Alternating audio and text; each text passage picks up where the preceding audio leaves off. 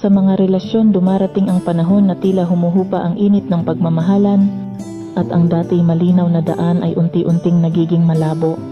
Sa harap ng mga pagbabago, mahirap tanggapin na ang dating saya ay napalitan ng katahimikan at ang dating lambing ay nawala na sa hangin.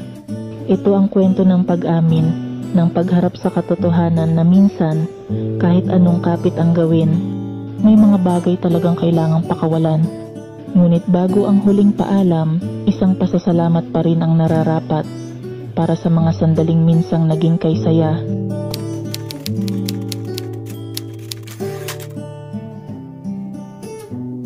Sabihin mo na sa akin kung saan na 'to patungo, sapagkat hindi ko na kasi alam kung paano na tayo.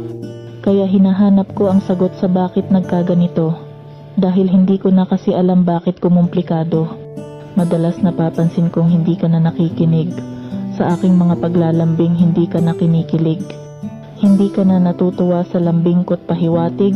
Pag may pasalubong, wala ka ng pananabik. Napakasakit nakitang nagbago na lahat sa'yo.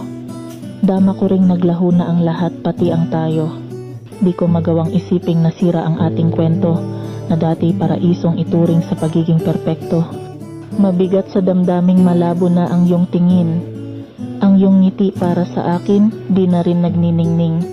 Ang iyong nararamdaman, hindi na ganoon kalalim. Di na tulad noon masigla kapag ako ang kapiling.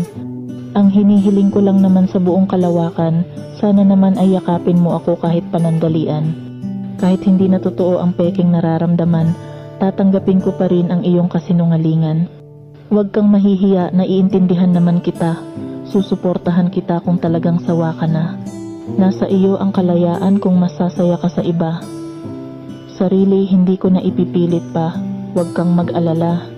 Magmula ngayon, huwag mo na akong isipin pa, dahil handa naman na talaga akong kalimutan ka.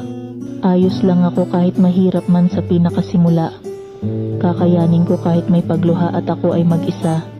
Sa paningin ko, teka, bago ka tuluyang mabura, gusto ko lang sabihin na, oy, salamat nga pala sa mga sandali natin na masaya tayong dalawa.